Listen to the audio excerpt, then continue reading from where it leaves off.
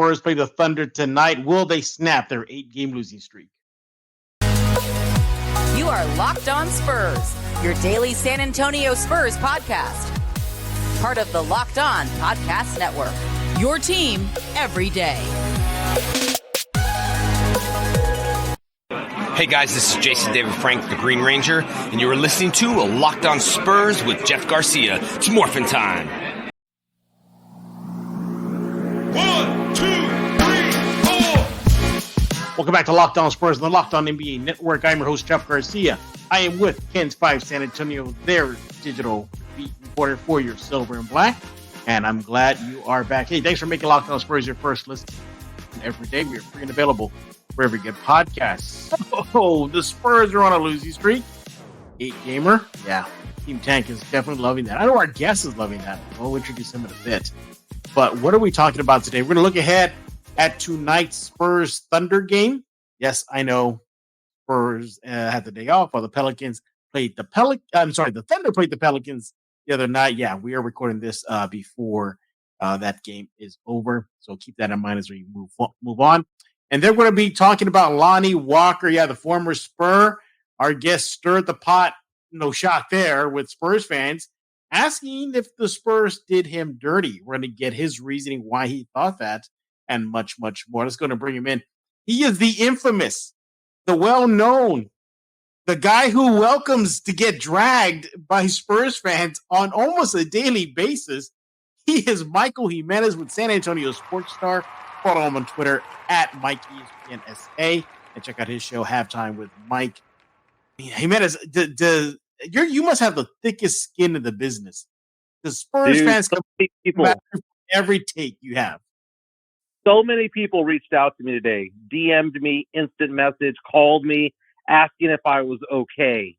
Because I've been getting dragged for a couple of days about my Lonnie Walker take, and the fact of the matter is that I have very thick skin, and it's so funny. It doesn't really bother me that people drag me on Twitter or call into my show. People called into my show to drag me as well. So no, it's all good fun, man. They really called into your show to drag you more? Really? Well, and it wasn't even about the Spurs take. It was about something else. Oh. It was involving the Cowboys, and people were asking me why I chose violence that day, and they were getting all bent out of shape. And it's so funny because I went back and I listened to those two segments to see what ticked people off. I really don't know what set it off. I mean, I just brought up some points, and people don't like to hear certain things sometimes. And so I'm the lightning rod that sometimes catches it, but it was fun. Fun, yeah. It gets heated. I see Spurs fans like coming at you, and it's not just like banter. I mean, they're just coming at you, Jimenez. So yeah. How do you handle all that? I find it funny. I don't really take anything personally, and I think it's from the fact that I think that everyone knows that I am a legit true Spurs fan. I know that sometimes people will make fun of me and call me Skip Jimenez in reference to Skip Bayless and Skip Bayless. And you don't like that. You don't. That's the one thing you do not appreciate. Well, it's the one that burns me a little bit. Okay, I'll admit that. It's not that I hate it. I think it's funny. Skip Bayless is not somebody that I try to emulate by any stretch of the imagination. Sure about that? It was somebody called in one day and said that, and I think Pledger also kind of egged people on, and because of Pledger, I got that nickname. But the fact of the matter is that it's all good fun, and people know I'm a big Spurs fan. We just all think differently about how this team should be going right now after Tim, Tony, and Monty retired, and seeing the nastiness that's going on the court right now and all the losing. It's funny because someone has to be the scapegoat. Someone has to be the one that people will want to pin anger, blame, or whatever on, and I'm that guy. And I'm happy to be that guy. You love it. You relish in it. Because they're going to listen to your show. That's why. At the end, the result helps you out. They're going to tune in to your show on Sports Star. Well, it's funny because 80 to 90% of my show, none of it's controversial. It's to the parts of the show where I'm actually giving an opinion. And I back up my opinions with facts. And because I'm backing it up with facts, it frustrates people even more because when this whole Lonnie Walker part 2, because again, this was a column I wrote back in April that I revisited this week. There were half the people there were criticizing me, but the other half were coming around saying, you know what? He has some points here. There's legitimate points that he's taking. And it was weird because today people are checking on me to see if I'm okay. But honestly, 50% of the people who were on those threads were supporting me. All right. So we'll definitely talk about that in just a few seconds. Your Lonnie Walker take, and I'm pretty sure by now everybody heard or saw your viewpoint, but we'll refresh their memory in just a few seconds. But the Spurs got the Thunder tonight, Jimenez. 8-game losing skid. Yes, everybody. Again, we're recording this before the end of the Thunder Pelicans game, so keep that in mind. I look at this team, Jimenez, and yeah, there's Team Tank. They're loving this 8-game losses, but I mean that whole competitive vibe, it seems to be gone for the most part in these last 8 games. Okay, maybe given the last game versus the Lakers, showed a little spite in that second half, but all in all, Jimenez, they're just getting slaughtered. It's all on the defensive end, man. The Spurs right now are the worst in the NBA in points given up per game. Over 120 points per game. You're not going to win games that way. And it's very bizarre because if there's one thing that head coach Greg Popovich has prided himself on throughout the 20-plus years he's been head coach of the team, it's been about defense. And it all starts and ends with defense. I mean, he would bench players if they didn't play D. And right now, to see that they're the worst defense in the NBA, it's startling, and it's sad. I know that I've been part of Team Tank, and I want the Spurs to get the best draft pick possible, but never in my wildest dreams did I think we'd have a team that was giving up over 120 points per game. Jimenez, would you be shocked if I told you that as of this recording, when it comes to the plus minus, the Spurs are dead last? Now, you're probably not going to be surprised about that. But what if I told you the margin? The margin. Okay, so you look at the stats as of this recording. The Orlando Magic are 29th in the NBA. Their plus minus is negative 8.4. All right, fine. That shows me they're competitive. They're staying in games. They're fighting. But, more often than not, they lose. The 30th team in the plus minus category are your silver and black, Jimenez. And look at this jump. It goes from minus 8.4 Magic to a minus 18.8 for the silver and black in these last 8 games. Woo, Jimenez. I didn't realize it was that bad, man. It's bad. I knew the giving up of points, had been bad over the course of the past 3 or 4 weeks. And I know that the field goal shooting of our opponents has been through the roof. But I didn't realize that it was that big of a disparity in points between, the good guys and the bad guys. Yeah. And you look all up and down the 8-game losing streak and what's going on. It's about the only thing that's kind of still okay are their assists. They're not the best team in these last 8 games or just overall as they were to start the season and sharing the ball. They're down to the 8th best team in the league currently. So that's okay. It seems to be they're still trying to hang up to the bread and butter, what got them some early wins. But when you couple the decline of assists and also with the field goal percentage that's plummeting, it's in the 20s already, like mid-20s ranked, the Spurs. They're just having a bad moment right now. Would you call it a bad moment or a sign of many things to come as the season goes on? Oh, it's a sign of many things to come. I mean, it's the fact that this is not a very good team. It's the fact that this is not a very talented team.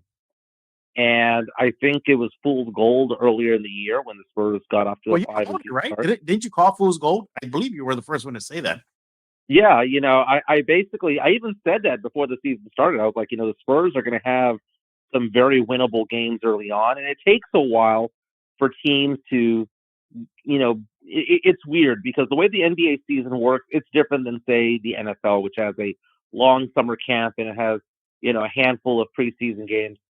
The NBA season starts, and within a week they're playing preseason games, and within 2 weeks the regular season starts. So all of these teams out there are just getting used to each other, and the Spurs kind of feasted on that. They feasted on the fact that the other teams were not ready for the start of the season, and it took a while for some teams to get going, but things kind of revert to the mean. And when the season started, I told you on Locked On Spurs and also on halftime that I thought the Spurs were going to be around 5-15 after 20 games, and people were all over me, just jumping on me, going, "Ha ha, they're 5-2." Well, they ended up being 6-14 after 20. So at the end of the day, I was off by one game, but they're back on the pace of what we all thought. And before the season started, I said that this was a 19-win team, and more and more we're on that pace to be in the low 20s, upper teens when it comes to wins by the end of the season. And if we're giving up 121 points, we might not even hit 19. I know, right? At that rate. And some of the stats I'm looking at, think about it this way. After about 10 games this season, you had Keldon Johnson averaging, 23.5 points per game. And it was like, man, is he going to be a potential all-star? Well, his that's points per cooled game off a lot. Yeah. Plummeted. He's now at 20.4. Right now, by percentage points, Devin Vassell is actually the leading scorer of the Spurs right now, also at 20.4, but probably has an extra bucket or so to pad the stat there. And also, too, he hasn't played that many games as Keldon. I think he was out 3 fewer games. Yeah, 3 fewer games.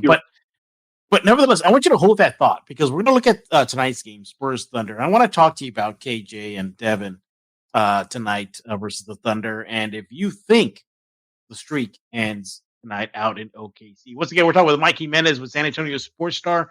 Follow him on Twitter at Mike ESPNSA. Do it right now for those hot takes that he dishes out daily.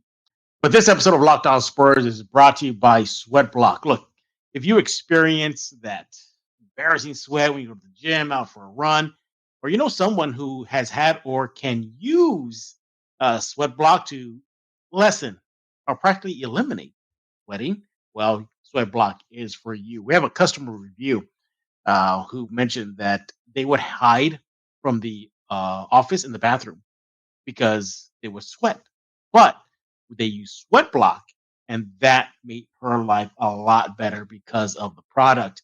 Now, Sweat Block gives you the confidence to wear what you want without embarrassing sweat. Sweat Block wipes are featured and tested on the Rachel Ray show by firefighters. Yeah, they've gone through the fire test, and they came out blazing, no pun intended. Hey, look, if you or someone you love is experiencing embarrassing sweat or odor, you want to try Sweat Block. Save 20% with promo code Locked On at sweatblock.com. Also available on Amazon. Welcome back to Locked On Spurs. We're here on the Locked On NBA Network. I am joined by Mike Jimenez, and we're going to continue our chat about your San Antonio Spurs. But first, thank you for making Locked On Spurs your first listen today. Second listen, check out Locked On Sports today. Get all the biggest stories in sports available on this app, YouTube, wherever you get podcasts. So Jimenez, Thunder, Spurs tonight. Before we get into your takes and your keys to a Spurs win, just real quick, does the streak end tonight? Does the 8 games end tonight? This is going to be a very close game. This is going to be a game that the Spurs have a chance at winning, but it's so weird looking up at the standings and we're looking up at Oklahoma City with a better record. That is so bizarre. Is it going to end? No, this will be loss number 9, man. It's not going to end tonight. Wow. All right, so if it's going to end, what do the Spurs have to do? And I know you're going to say, well, improve in every department. But what is at least a couple things you want to see the Spurs at least get better in tonight to at least have a chance to stop this losing streak? Well, I mean, the head of the snake for the Spurs is Keldon Johnson.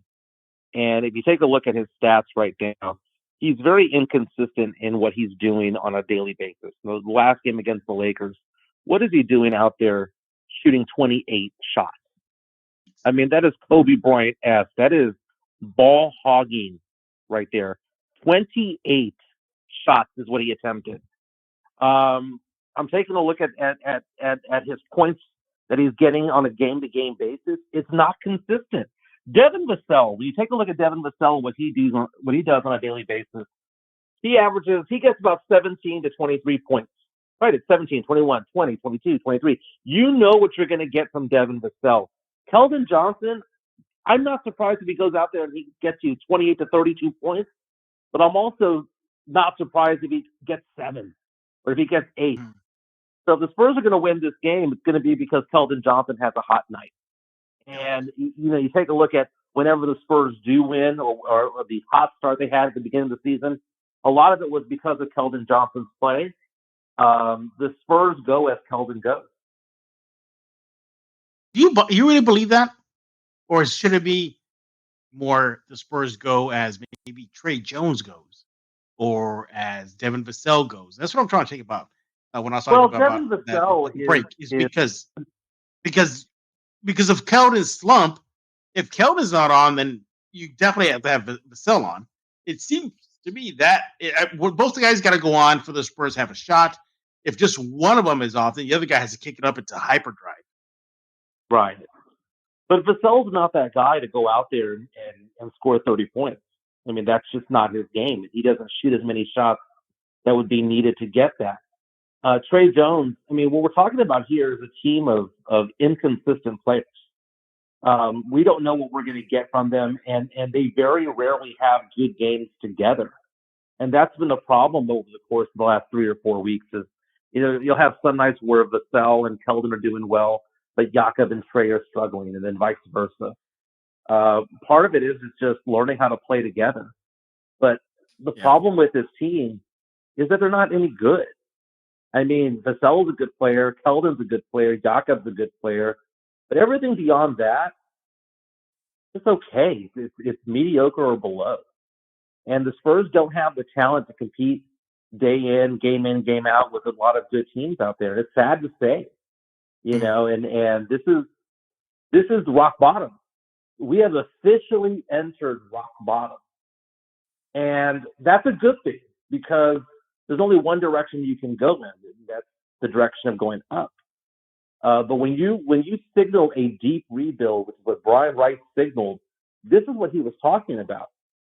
And I think the problem right now is that Spurs fans are finally coming around to, wow, this is what the team looks like, and this is what the team is going to be, that there is no hope for this season. So what is it going to take for the Spurs to win this game against OKC? It's going to take Keldon Johnson to do well. It's going to take Trey Jones to go out there and probably get about 7 or 8 assists. It's going to take Jakob Poeltl to rebound a lot. It's going to take Jeremy Sohan to get away from the three-point line. It's going to take go to your strengths. You want to win this game, go to your strengths. Don't just try to just suck up shots. And that's everybody on this team. For me, it starts with Shai Gilgeous-Alexander. This guy, he's silver and black, and he just goes off. The Spurs got to try to contain him as best they can because, Trey Jones, good as he is, he just doesn't have the size or maybe the quickness to contend with him. He's a good defender, but Shai Gilgeous is on a different level, which leaves Jeremy Sohan. Wouldn't be surprised if the Spurs set Sohan on him and to try to slow him down. But for me, it starts with him. I think the Spurs really got a key on him. And after that, you got your peripheral players, your Lou Dortz, who tends to have good games. Remember that game-winning shot he hit against the Spurs? I think it was last season. So again, another player that gets up for the Spurs. This OKC team, despite their record historically, Jimenez, they've been very competitive with the Spurs. Yeah, it's a very feisty team. And keep in mind that they're improving right now without Chet Holmgren. The number 1 draft pick from this year went number 2 overall. He got injured for the year. So it's a team that's improving, and in many ways, it's a team that we have to look at as, what the Spurs could possibly be a year or 2 from now. But you mentioned SGA. Nobody's stopping him. He's 3rd in the league in scoring right now, like 31 points per game. Nobody is stopping him. Yeah. And, so it's one of those things I got the numbers here. I got real quick. I got the numbers here. Gilgeous-Alexander again before tonight's game against the Spurs, 31 points per game average in 35 minutes per game, 4.8 rebounds, 6.2 assists, 1.7 steals, 1.3 blocks. Yeah, he's getting it done, Jimenez. And it's a point guard or a combo guard doing that, which is absolutely remarkable. I mean, what a talented player he is. And this is that leap that he has taken that a lot of fans thought would happen last year. Don't get me wrong, he was good last year, but he has taken a tremendous leap this year. And it's going to be difficult for the Spurs to keep up in front of him because you mentioned Trey Jones not being the size needed to do that. I think you're right. I don't know if Sohan has the speed to keep up with him, or if that, makes things more difficult down low for the Spurs. But it's going to have to come in waves. I mean, if the Spurs need to attack him defensively, you attack him by sending one or two, send a second player out there, force the ball out of his hands, have other players handle the rock. And if the Spurs can do that, the Spurs can have a chance. I don't want to make it sound like the Spurs don't have a chance to win this game. I mean, this is one of the more games that are out there. But it's just one of those things where SGA has our number. We don't have anybody to guard him. And the Spurs are struggling to find an identity offensively. Yeah, and the Spurs off defensively are just, as you mentioned, giving up just numbers. They're just giving up buckets lately. These 121 points per game. Yeah, that's a lot. Yeah, for the season. Yeah, and I think the Spurs will be competitive. I think we saw that kind of kicking up again in that last game versus the Lakers. They really made the Lakers sweat in that late third, early fourth. But again, that talent took over for the Lakers and just washed any type of comeback for the Spurs. But I definitely want to see a more competitive spirit out of the Silver and Black tonight out in OKC.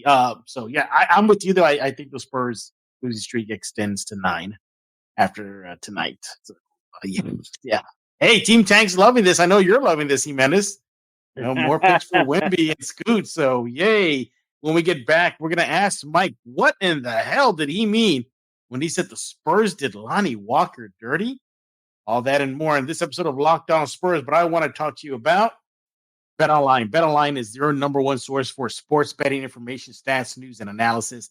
Get all the latest odds and trends for every professional and amateur league out there, from football to basketball to soccer, esports. They got it all over at betonline.net. And if you love sports podcasts, you can find that as well over at BetOnline right now. Always the fastest and easiest way to get your betting fix. Head to the website today. You got yourself a mobile device, laptop, computer, cell phone, whatever. Go there and learn about BetOnline. Why? Because that's where the game starts. And we're back with Mike Jimenez of San Antonio Sports-Thunder and his own show, Halftime with Mike Jimenez. While I'm on Twitter at MikeESPN. SA. Whew. So now we come full circle. We started off this show saying how you tend to get dragged a lot by Spurs fans. And the most recent one is about Lonnie Walker. Now, you had an interesting take, and we talked about this on your show yesterday, a couple of days ago, that you think and you believe that the Spurs did Lonnie Walker dirty. What did you mean by that? I just basically mean that the Spurs did not do anything to set him up for success. And I believe that the Spurs bailed on him just when he was showing promise on this team. I think Coach Popovich did an awful job with Lonnie Walker. Did an awful job with his confidence, did an awful job in defining a consistent role for him. I think Popovich, brought this upon Lonnie Walker, not the other way around. And a lot of Spurs fans came at me and they're like, hey, Jimenez, Lonnie Walker was just too inconsistent. He didn't take advantage of his opportunities. And I don't buy any of that. I don't buy any of that because I believe that players need to go into certain games knowing what their role is going to be. Manu Ginobili would go into games knowing he was going to be the sixth man. Tony Parker knew that he was the point guard and he was going to get 30 minutes. Everyone knew their role. Know your role and play your role. The problem is that Lonnie Walker never had a defined role. First drafted him in 2018, right? First round draft pick. And he was supposed to be the next starting shooting guard of this team. And instead, he constantly found himself inside of Greg Popovich's doghouse. And he was always benched. He was always ganked. If he did one thing wrong, he was pulled from the game. And meantime, who would they sub in for him? Marco Bellinelli, who would brick shot after shot after shot. Bryn Forbes, who would do the same. And there were other veteran players out there that always got a chance to play and fail. But for some reason, Lonnie Walker was not allowed to fail. Lonnie Walker was not allowed to have a bad quarter or a bad series. And they kept yanking him out. And I predicted on San Antonio Sports Star on halftime, and I have the receipts. The receipts are a column that I wrote in April that said the second that this guy gets away from Greg Popovich, he's going to average 18 to 20 points per game. It's going to happen. And right now, he's at 17.1 points per game with the Lakers as their starting shooting guard. And now we have Yahoo Sports releasing articles and columns saying that he's worth every penny to the Los Angeles Lakers, that he is a godsend to that franchise. And I'm thinking to myself, we got nothing for him. We got nothing out of him. And it wasn't because of him. I blame Pop squarely for this. And Spurs fans come after me for this because, God forbid, I go against the in Pop we trust mindset. I gotta disagree with you, Jimenez. Huh? I gotta disagree with you. No, well, I don't fully disagree. You know, I mentioned this on your show, Halftime with Mike Jimenez on the Star. I get your point, and I made it very clear. I said it to all of San Antonio a couple of days ago. But I also see just different circumstances. You mentioned Marco Bellinelli. Well, Pop historically has always favored veteran players over younger players. And at that time, the Spurs were not near full tank mode yet. They were still spinning the wheels. DeMar was there. Okay, that's another guy the Spurs, that Lonnie Walker has to play behind. Popovich still and the team still thinking we could do this playoff. DeMar, LMA, and Bellinelli. Don't forget, he got hurt too early in his career. I believe he sat out half a season, something like that. Mm-hmm. And then you throw in too that. So when they finally decide, okay, to go ahead and do the rebuild, it was towards the bubble season. That's where Pop, remember, made that announcement. We're not here to make the playoffs. We're not here to scout. We're just here for player development. You saw DeMar play late games only. Bryn Forbes take a seat. And the young guys started to get going there. But I think it was just a circumstance thing because they're going into a rebuild. They did the draft. You got KJ. He's coming on. You got Devin. He's starting to play. DeJounte took that tremendous leap before he got dealt. It just felt that Lonnie was just always in the wrong place at the wrong time. And now he's getting consistent minutes in LA and also playing behind or with two powerhouse players that are going to create opportunities for him to shine. And as you mentioned, he's the third best player for the scoring wise for the Lakers right now. I don't think Pop did him dirty. I just think the basketball timing universe did him dirty. How's that, Jimenez? Yeah, no, don't buy it at all, man. Don't buy it at all. Really? And the reason why I don't buy it at all is because I was talking about the fact that he did not. You brought up the other day that Lonnie showed these tremendous games of 20-point plus games in a row. So, and I remember that, and that's when DeMar was out with the family business, or he got injured. So DeMar was out for 3-4 games, and Lonnie stepped in, took advantage of it. But that's a veteran. He comes back.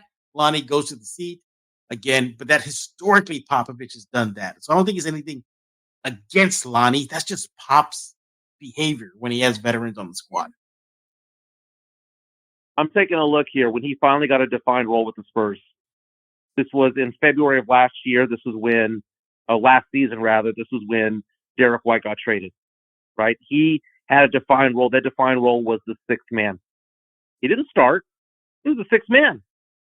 So the idea of, well, he can't be on this team because Keldon's here and Devin Vassell's here and all that stuff. Derek White was there too.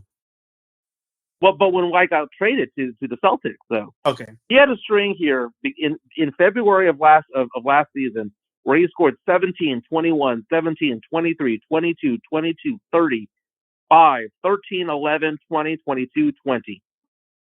Defined role. He was a sixth man. You give somebody a defined role, they know how to mentally prepare for a game. And you might be like, well, he needs to be ready when his time is called, when his number's called. No, the guy's 22 years old at the time. He needs to have a defined role. And the fact of the matter is that Pop, this was his failure.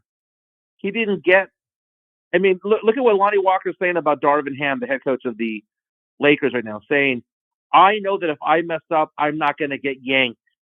He's been interviewed saying that he knows that he gets confidence from the fact that he knows he's not going to be pulled. Imagine going out there being 21, 22 years old and trying to prove yourself on an NBA level and know that if you make one turnover, you miss one defensive assignment, you're going to be yanked. Dude, they messed with his mind, dude. He's going out and playing with LA, and it's not so much because LeBron's there. LeBron has missed a third of the season so far. You know, same thing can be said about Anthony Davis. It is the fact that he has a defined role. He knows that when he rolled into the crypto, that he's going to go out there, he's going to play 28 to 30 minutes. He knows what his role is and what he's supposed to be doing, and now he's excelling because he knows what his job is. Well, let's look. The Spurs did him dirty. They did. The Spurs never gave him a job. The Spurs just put him out there whenever Pop felt like it was time for him to get 3 minutes. Time for him to get 8 minutes. Well, let's look at some numbers then. You know, in his last season with the Spurs, now mind you, we're comparing a very large sample size to a very small sample size. So keep that in mind, Jimenez. So as of this recording, through 16 Laker games, 32 minutes per game for Lonnie, 17.1 points per game, 2.3 rebounds, 1.9 assists, shooting about 48%. His last season with the Spurs, 71 games played. Again, keep that in mind. It's a very big difference in sample size. He averaged about 23 minutes a game, 12.1 points per game, had a little bit better rebounding, 2.5, better assists, 2.1, and shot the ball at 41%. Is it that dramatic? Is it that big of a leap to say that he was done dirty by Pop when the numbers are kind of close? His shooting percentage from three is significantly higher than last year. That's right. 31% last year and then 37% with this year. Again, but keep in mind the sample sizes are vastly different. Right. But then again, you're trying to compare the sample size here. You're trying to compare what he did last year in totality when he was getting sporadic minutes and he was playing behind DeJounte Murray and playing behind Derek White. What I'm trying to focus on is what did he do mid-February through early April, because that's when he had the defined role. And what he did for the Spurs last season in that 6 to 8 week stretch is exactly what he's doing now. So it wasn't a leap for me to say that he was going to average 18 to 20 points per game if he went to another team, because he had proven that he could do so when given the defined role. Now, I didn't know he'd be going someplace where he was a starter. I was hoping that he'd be a starter. The man, when the Lakers signed him, I was like, that's the perfect spot for him to be. And keep in mind, he's doing this in the largest, or one of the two largest media markets in the country. He's doing that with a rabid fan base there. And he's representing, man. He's showing up. And I'm so happy for him because he's getting the flowers that he could have gotten here. I'm glad that Lonnie Walker is still part of the San Antonio community and his mom still lives here and he speaks highly of the organization. It just shows that he is a professional. But when it comes to how the Spurs handled him, I mean, if they coddled him the way that they do Sohan now, he probably would have blown up over here. He'd probably be 2 or 3 years ahead of where he is now as far as production level is concerned. I think he's allowed to fail. Sohan's allowed to fail. I know it's a rebuilding year, but he's allowed to fail. Primo was allowed to fail from time to time. Yeah. But when it came to Lonnie Walker, God forbid he missed an assignment. God forbid he missed a shot. I think if he stayed with the Spurs, if he stayed with the Spurs this season in this current system, I think he would be putting the same numbers we're seeing right now in the Lakers, which is good because they'll show improvement. He's improving. This is a little bit more free flow. And now, see, and that's all the different circumstances. The Spurs are in a full tank mode. And Popovich is very open about letting them learn their mistakes and fall on their face. It would have been a nice what if Lonnie Walker stayed in what is now labeled a true rebuild for the San Antonio Spurs. But it's definitely a debate among Spurs fans, definitely with you and this fan base when you fired that tweet off, Jimenez. Can't wait to see your next one. Oh my God, what's the next one going to be? Messi was right about stepping on the Mexican flag, and Canelo is wrong. I don't think the Spurs are trying to tank, but the organization is, not the players. Again, players don't tank, but organizations do, and it is explicitly clear what's going on with this team right now. Messages, and know what one of the bigger signs recently was that this team is in rebuild mode right now. You had that night where Porto gets out hurt. I believe Sohan gets hurt out. The Spurs definitely losing some big man depth, and they go with Zach Collins for a little while, but not once did they play Bassi or Ding or Gorgie Deng at all when they needed size, and they didn't do it at all. I was like, okay, you're making it too obvious here, Spurs, what you're doing. Could have had Bassi out there, at least give 6 fouls to AD, or at that time, LeBron James, or somebody to slow him down, but nope. They did not do that at all. Hey, we're done talking. We want to hear from you. What do you think about tonight's game, Spurs-Thunder? Who do you got? And do the Spurs nap this losing streak? And what do you stand on the Lonnie Walker debate that Jimenez fired the fan base up? Stirred that pot, didn't you, guys? Do you think the Spurs did Lonnie, or Popovich did Lonnie dirty? Or do you think it was just a victim of circumstance and Lonnie's just in a better situation? Let us know what you think. You can let me know on Twitter at Jeff G Spurs Zone. You can let Mike know at Mike ESPN SA. Tell us about halftime and the star, Jimenez. Yeah, so halftime with Mike Jimenez goes from 12 to 2 on San Antonio Sports Star. We're Monday through Friday, and it's a lunchtime show.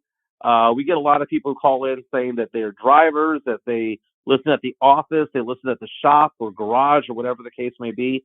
It's a fun show. We talk a lot of Spurs, a lot of Cowboys, a lot of college football right now, UTSA.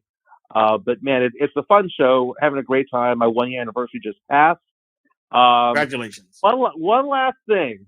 Here we go. I go into every show with a template of what I want to talk about, but never is it contrived. I never fire off a tweet or write a column thinking to myself, man, I hope that this causes a controversy. Yeah, I don't believe that. This guy in real life. I don't believe that.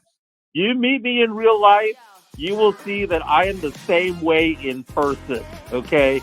And it's just one of those things where I have strong opinions about people and things and sports takes and whatnot, and I'm not afraid to say them. And sometimes it ruffles some feathers. Sometimes people don't want to hear it, but they still listen, though. They still listen. And it's a fun show, 12 to 2. We take a lot of calls. And, today someone's saying that I chose violence coming out of a holiday. It's great times, man. And Jeff is forever on my show because yes, I love coming on the show. We love going back and forth about Spurs. Yes, as we did in the Lonnie Walker. Yeah. My show on halftime with Minutes at the Star. Hey, subscribe to Locked On Spurs wherever you get your favorite podcast, Google Play, Stitcher, iTunes. The list goes on and on. Ken's 5 Plus app and much, much more. Also, forget to check out Locked On Sports Today podcast, the biggest stories of the day, instant reactions, big game recaps, and the take of the day. So for Mike, Mike Jimenez, and Jeff Garcia, we're going to put a lock on this episode of Locked On Spurs.